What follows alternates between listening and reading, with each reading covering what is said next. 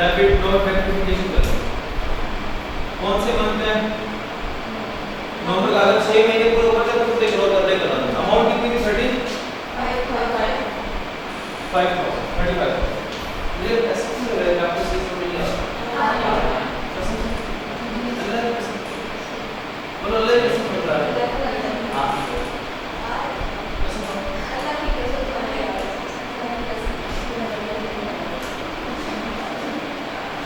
जो नहीं पढ़ेगा समझ जाओ।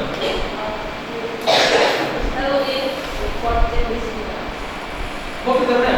अभी तो मैंने सिंपल ये किया कि जो अनरजिस्टर्ड सेल्स भी थी उस पे भी 18% चार्ज करते कि नहीं करते? हम करेंगे क्या अल्टीमेटली इन सब को ऐड करके इस पर क्या करेंगे? आउटपुट करेंगे 18%।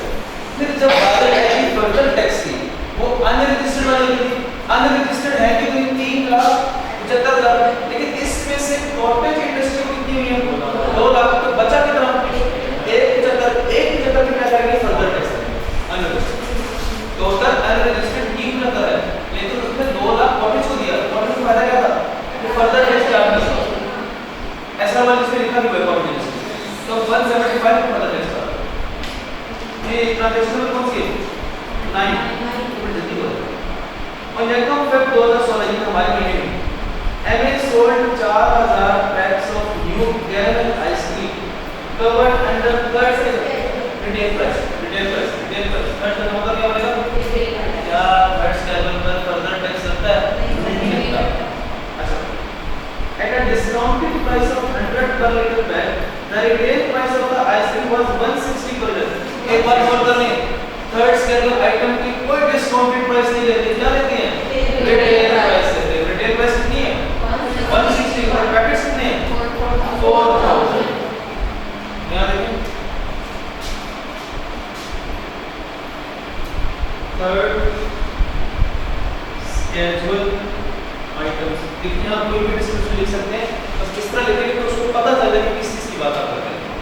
टोटल पैकेट्स थे 4,000, एक पैकेट की रिटेल प्राइस है 160, अमाउंट बोलेगा 6,40,000।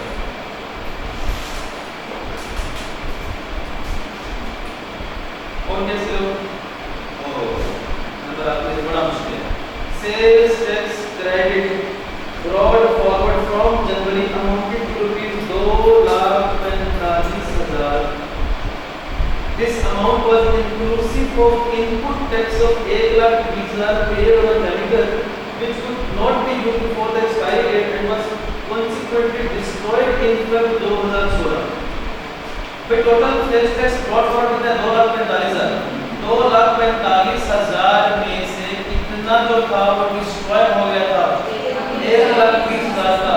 फेब के महीने में ही एडवांस पता सुन लें, ये जो डिस्ट्रॉय हो जाता है, देखो ये जो परचेजेस क्या है, परचेज होता है, ऐसी परचेजेस जो बाद में डिस्ट्रॉय कर जाती हैं उनका इनपुट माइनस नहीं होता। उनका इनपुट माइनस मतलब डायरेक्ट टिप्पणी में 2,45,000 माइनस 1,20,000 आगे तक बस 1,25,000। ये है ब्रॉड फॉरवर्ड, ये है ब्रॉड फॉरवर्ड। इसको क्या लिख देते हो? क्या लिखें? टोटल ब्रॉड फॉरवर्ड था कितना? 245,000 माइनस 120,000। तो ब्रॉड फॉरवर्ड बचा कितना? 1,25,000।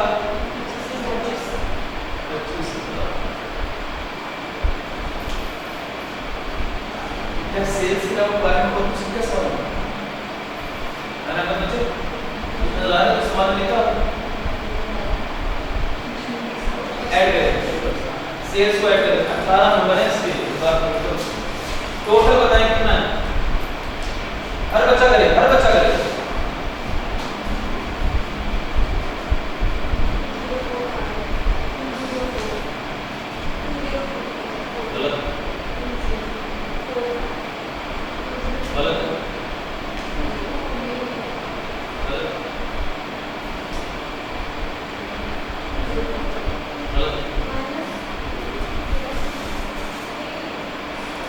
कितना है?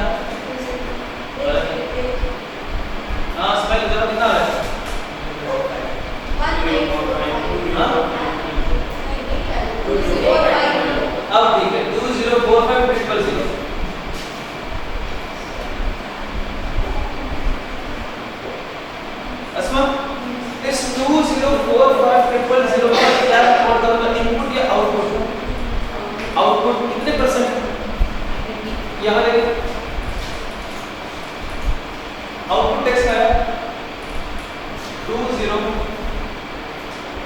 4500 पर 18% आउटपुट रिकॉर्ड करके साथ मेंशन करके वर्किंग नंबर 1 अमाउंट बोले कितनी आ रही है 368 1 डबल इसका आउटपुट वो भी कर सकते हैं 90% ले सकते हैं यहां देखिए 368 100 का 90% ले कितना आ रहा है डबल 3 1 2 9 0 अब एक्चुअल का एक्चुअल के कौन सी वर्किंग करेंगे नंबर 2 वर्किंग 2 का नाम बताएं कैलकुलेशन ऑफ तो परचेजेस कौन सी वाली हूं रजिस्टर्ड एक चीज और थी इसमें 9,18,000 जो रजिस्टर्ड परचेजेस है 9,18,000 रजिस्टर्ड परचेजेस है उसमें पॉइंट नंबर 1 एडजस्ट होना है 45,000 ओके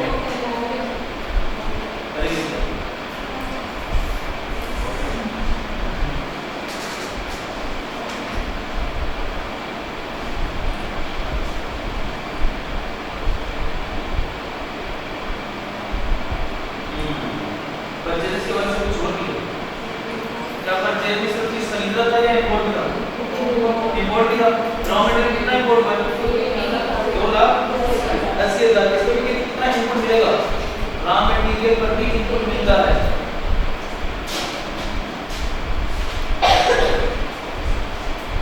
सवाल तो हो गया सारा ये तो ड्यूटी कंप्लीट हो गई अमाउंट बोले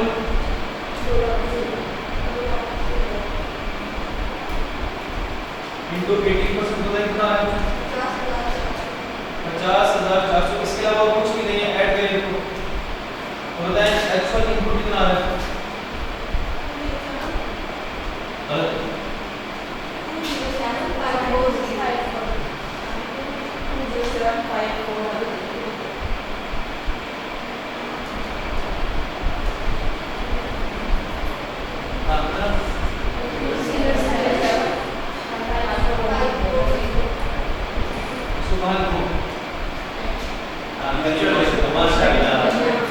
इस इनपुट की क्या करनी है अच्छा एक चीज और बता रही हूं कि फिक्स एसेट नहीं है कि देखो अच्छा अगर फिक्स नहीं है क्या है इंपोर्ट रॉ मटेरियल इंपोर्ट अगर ये इंपोर्ट लिखा था फिक्स एसेट तो फिर कॉमन इनपुट होता है अलग से करते हैं ये तो कॉमन इनपुट है 207540 इन फिक्स एसेट पर इनपुट अलग से कैलकुलेट करते हैं और यहां पर लिख देते हैं less input as fix asset fix asset नहीं है तो यहां पर क्या आ जाएगा 0 हां नहीं आपके सिलेबस में फिक्स ऐसे फिक्स ये मतलब ये फिक्स अब दोस्तों पर इधर देखिए इस फिक्स नहीं आपके सिलेबस में फिक्स में आता है प्लांट एंड मशीनरी आएगा एक करके लेक्चर में आएगा क्लियर हो जाएगा एडवांस बात लेकिन बता दिया प्लांट एंड मशीनरी अगर इतने सवाल में देखिए फिक्स एसेट में देखो फिक्स एसेट क्या रहता है जब प्लांट एंड मशीनरी चलिए वर्किंग 3 में एक चीज आसान होगी क्या चीज नहीं होगा उसमें फिक्स एसेट नहीं है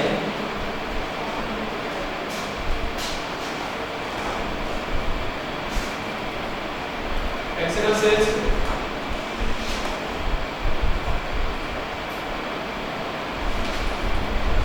common input of fix asset नहीं यहां पर अगेन एक्सेल सेल्स फिर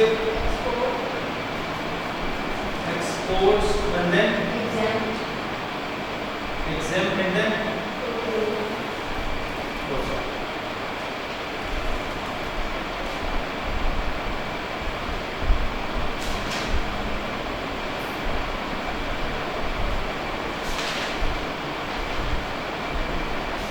अब आपके सामने डाटा चलिए फिर करते हैं बताएं टैक्सेबल सेल्स कितनी है और एक्सपोर्ट्स कितनी है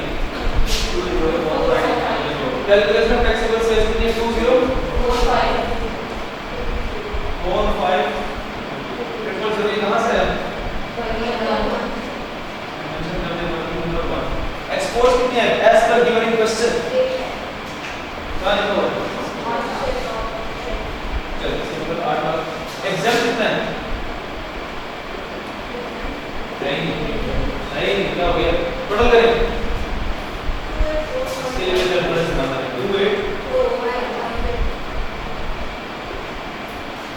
कॉमन इनपुट करोगे कितने 207 कहां से है बिल्कुल नंबर चलिए फर्स्ट नंबर शुरू करते हैं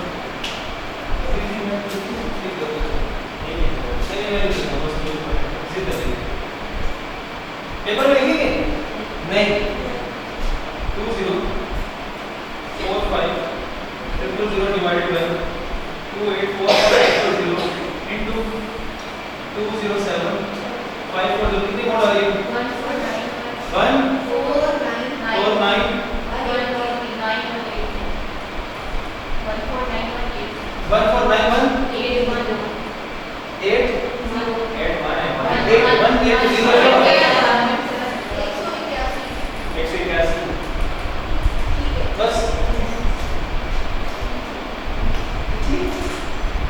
14918 8 लाख divided by 2845000 into 207540 अब कितना आ रहा है 58359 149 181 58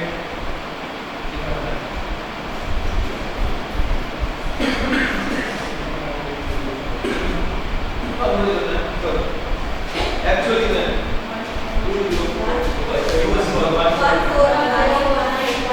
149 कहां से आया अब बताएं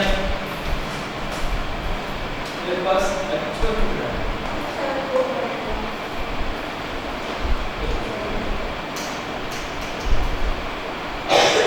2747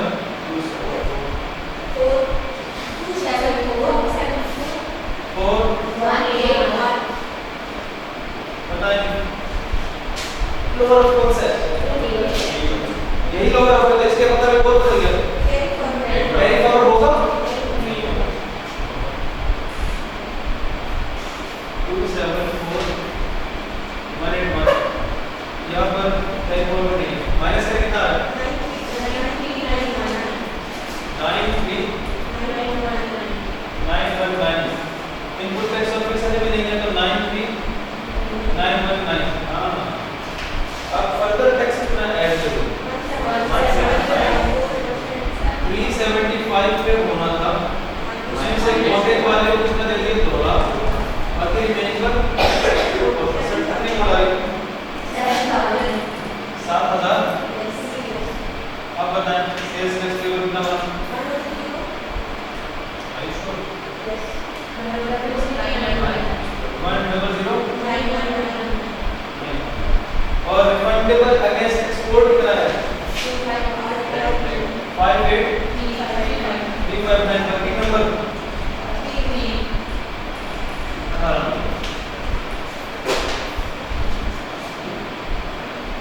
क्या दुआ करें 8-10 नंबर का या 8-10 का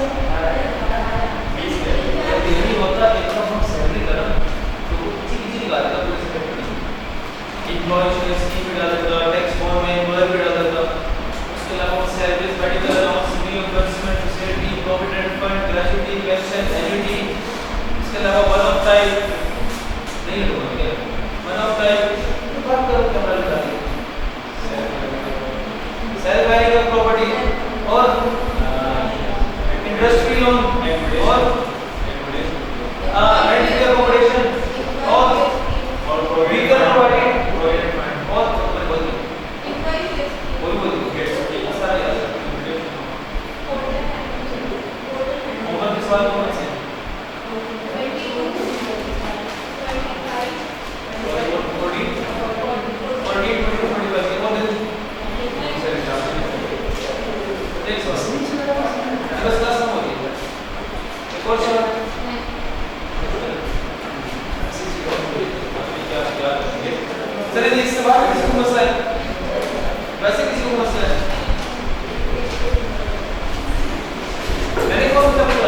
4